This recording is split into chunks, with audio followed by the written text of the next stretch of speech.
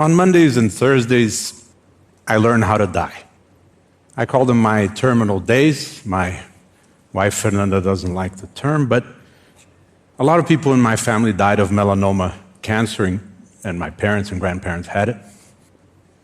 And I kept thinking one day I could be sitting in front of a doctor who looks at my exams and says, "Ricardo, things don't look very good. You have 6 months or a year to live."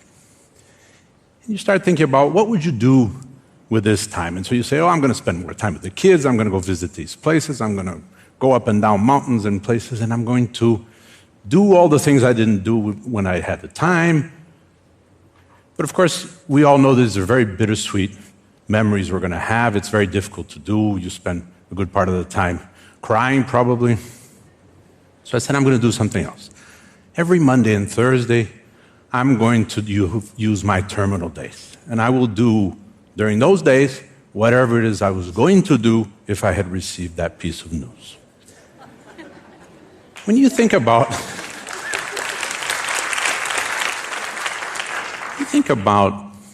the opposite of work, we many times think it's leisure, and we say, I need some leisure time and so forth. But the fact is that leisure is a very busy thing. You go play golf and tennis, and you meet people, and you're going for lunch, and you're late for the movies. It's a very crowded thing that we do. The opposite of work is idleness. But very few of us know what to do with idleness. When you look at the way we distribute our lives in general, you realize that in the periods in which we have a lot of money, we have very little time. And then when we finally have time, we have neither the money nor the health. So we started thinking about that as a company for the last 30 years. This is a complicated company with thousands of employees, hundreds of millions of dollars of business that makes rocket fuel propellant systems, runs 4,000 ATMs in Brazil, does income tax preparation for dozens of thousands. So this is not a simple business.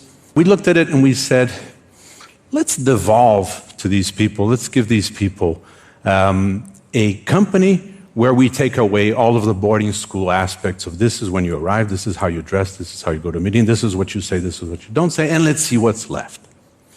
So we started this about 30 years ago, and we started dealing with this very issue.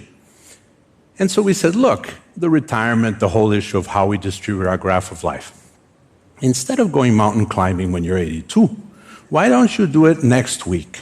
And we'll do it like this. We'll sell you back your Wednesdays for 10% of your salary. So now, if you're going to be a violinist, which you probably weren't, you go and do this on Wednesday. And what we found, we thought, these are the older people who are going to be really interested in this program, and the average age of the first people who adhered were 29, of course. And so we started looking at this, and we have to do things in a different way. So we started saying things like, why do we want to know what time you come to work, what time you left, etc.? Can't we exchange this for a contract for buying something from you, some kind of work? Why are we building these headquarters? Is it not an ego issue that we want to look solid and big and important and so forth, but we're dragging you 2 hours across town because of it? So we started asking questions one by one. We'd say like this. 1, how do we find people? We'd go out and try and recruit people, and we'd say, look, when you come to us, we're not going to have 2 or 3 interviews, and then you're going to be married to us for life. That's not how we do the rest of our life. So come. Have your interviews. Anyone who's interested in interviewing you will show up. And then we'll see what happens out of the intuition that rises from that instead of just filling out the little items of whether you're the right person. And then come back. Spend an afternoon, spend a whole day, talk to anybody you want. Make sure we are the bride you thought we were and not all the bullshit we put into our own ads. Slowly we went to a process where we'd say things like, we don't want anyone to be a leader in the company if they haven't been interviewed and approved by their future subordinates. Every 6 months, everyone gets evaluated anonymously as a leader, and this determines whether they should continue in that leadership position, which is many times situational, as you know. And so if they don't have 70, 80% of a grade, they don't stay, which is probably the reason why I haven't been CEO for more than 10 years.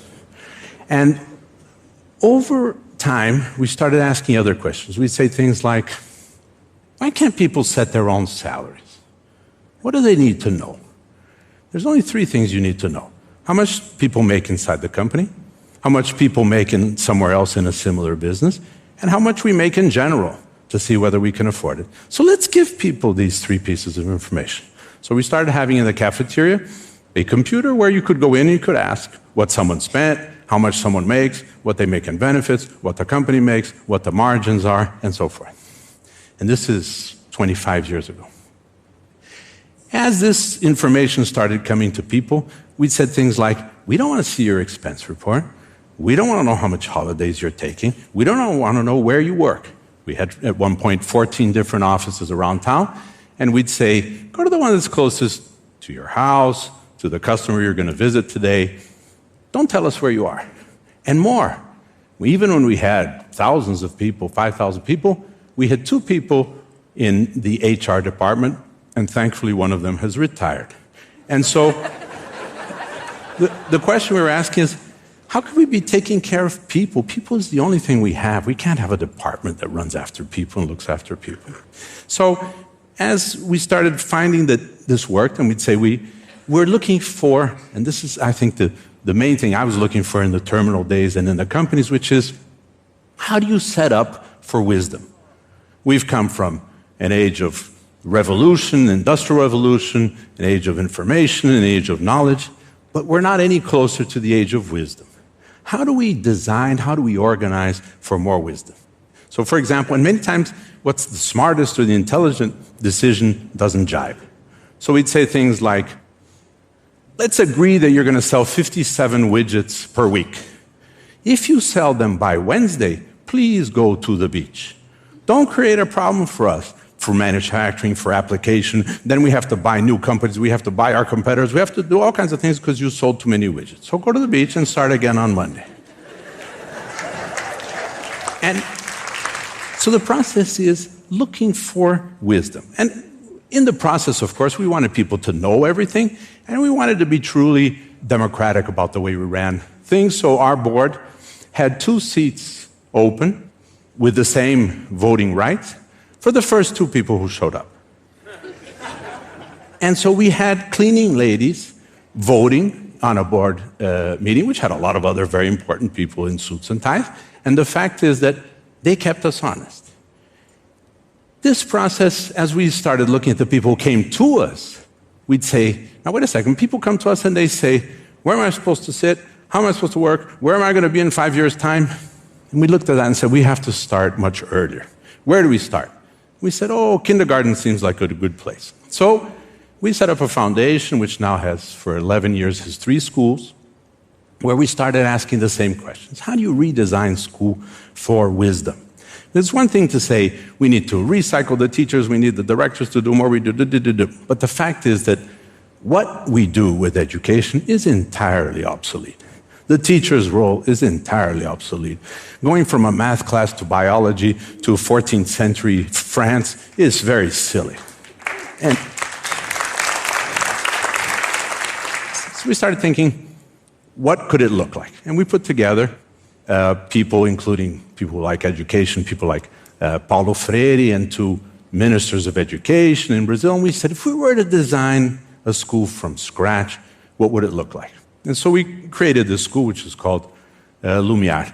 And Lumiar, one of them is a public school. And Lumiar says the following: let's divide this role of the teacher into 2. One guy we'll call a tutor. A tutor, in the old sense of the Greek paideia sense, is look after the kid. What's happening at home, what's their moment in life, etc. But please don't teach, because the little you know compared to Google, we don't want to know. Keep that to yourself. Now, we'll bring in people who have 2 things, passion and expertise, and it could be their profession or not. And we use the senior citizens, which are 25% of the population, with wisdom that nobody wants anymore. So we bring them to school, and we say, teach these kids whatever you really believe in. So we have violinists teaching math. We have all kinds of things where we say, don't worry about the course material anymore. We have approximately 10 great threads that go from 2 to 17. Things like, how do we measure ourselves as humans? So there's place for math and physics and all that there. How do we express ourselves? So there's place for music and literature, etc., but also for grammar. And then we have things that everyone has forgotten, which are probably the most important things in life. The very important things in life, we know nothing about. We know nothing about love. We know nothing about death. We know nothing about why we're here. So we need a thread in school that talks about everything we don't know. So that's a big part of what we do. Yeah. So over the years, we've started going to other things. We'd say, like, why do we have to scold the kids and say, sit down and come here and do that and so forth? We said, let's get the kids to do something we call a circle, which meets once a week. And we say, you put the rules together, and then you decide what you want to do with it. So, can you all hit yourself on the head? Sure, for a week, try. They come up with the very same rules that we had, except they're theirs. And then they have the power, which means they can and do suspend and expel kids. So that this is not just, we're not playing school, they really decide. And then in this same vein, we keep a digital mosaic, because this is not constructivist or Montessori or something. It's something where we keep the Brazilian curriculum with 600 tiles of a mosaic, which we want to expose these kids to by the time they're 17. And we follow this all the time, and we know how they're doing, and we say, no, you're not interested in this now, let's wait a year. And the kids are in groups that don't have an age category, so that a 6-year-old kid who's ready for that with an 11-year-old, that eliminates all of the gangs and the groups and all this stuff that we have in the schools in general. And they have a 0 to 100% grading, which they do themselves with an app every couple of hours, until we know they're 37% of the way we'd like them to be on this issue, so that we can send them out in the world with them knowing enough about it. And so the courses are World Cup soccer or building a bicycle, and people will sign up for a 45-day course of building a bicycle. Now, try to build a bicycle without knowing that pi is 3.1416. You can't. And try any one of you using 3.1416 for something. You don't know anymore. So this is lost, and that's what we try to do there, which is looking for wisdom in that school. And that brings us back to this graph and this distribution of our life. I accumulated a lot of money. When I think about it, when you think and you say, now is the time to give back. Well, if you're giving back, you took too much.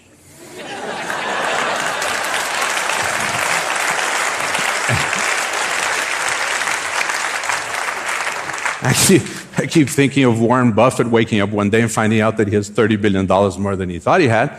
And he looks at it and says, what am I going to do with this? He said, let me give it to somebody who really needs this. I'll give it to Bill Gates. And my guy, who was my financial advisor in New York, he says, look, you're a silly guy, because you would have 4.1 times more money today if you had made money with money instead of sharing as you go. But I like sharing as you go better. I taught MBAs at MIT for a time, and I ended up one day at the Mount Auburn Cemetery. It was a beautiful cemetery in Cambridge. And I was walking around, it was my birthday, and I was thinking, and the first time around, I saw these tombstones and these wonderful people who had done great things, and I thought, what do I want to be remembered for? And I did another stroll around, and the second time, another question came to me, which did me better, which was, why do I want to be remembered at all? And that, I think, took me different places. When I was 50, my wife Fernanda and I sat for a whole afternoon. We had a big pit with fire, and I threw everything I had ever done into that fire. This is a book in 38 languages, hundreds and hundreds of articles and DVDs, everything there was. And that did two things. One, it freed our 5 kids from following in the steps of, shadow of. They don't know what I do, which is good. And I'm not going to take them somewhere and say, one day all of this will be yours. So the 5 kids know nothing, which is good. And the second thing is, I freed myself from this anchor of past achievement or whatever it is, and I'm free to start something new every time and to decide things from scratch in part of those terminal days. And some people say, oh, so now you have this time, these terminal days, and so you go out and do everything. No, we've been to the beaches. So we've been to Samoa and Maldives and Mozambique, so that's done. I've climbed mountains in the Himalayas. I've gone down 60 meters to see hammerhead sharks. I've spent 59 days on the back of a camel from Chad to Timbuktu. I've gone to the magnetic North Pole on a dog sled. So we've been busy. And that's not, so it's what I would call today, what I like to call my empty bucket list. And with this rationale, I look at these days and I think, I'm not retired. I don't feel retired at all. And so I'm writing a new book. We started 3 new companies in the last 2 years. I'm now working on getting this school system for free out into the world. And I've found, very interestingly enough, that nobody wants it for free. And so I've been trying for 10 years to get the public system to take over this school rationale, much as the public school we have, which has, instead of 43 out of 100 as their rating, as their grades, has 91 out of 100. But for free you can't, nobody wants it. So maybe we'll start charging for it and then it'll go somewhere. But getting this out is one of the things we want to do. And I think what this leaves us as a message for all of you, I think, is a little bit like this. We've all learned how to go on Sunday night to go to the email and work from home. But very few of us have learned how to go to the movies on Monday afternoon. And if we're looking for wisdom, we need to learn to do that as well. And so it's basically what we've done all of these years is very simple. Is use a little tool, which is ask 3 whys in a row. Because the first why, you always have a good answer for. The second why starts getting difficult. By the third why, you don't really know why you're doing what you're doing. And so what I want to leave you with is the seed and the thought that maybe if you do this, you will come to the question, what for? What am I doing this for? And hopefully, as a result of that, and over time, I hope that with this, and that's what I'm wishing you, you'll have a much wiser future. Thank you very much.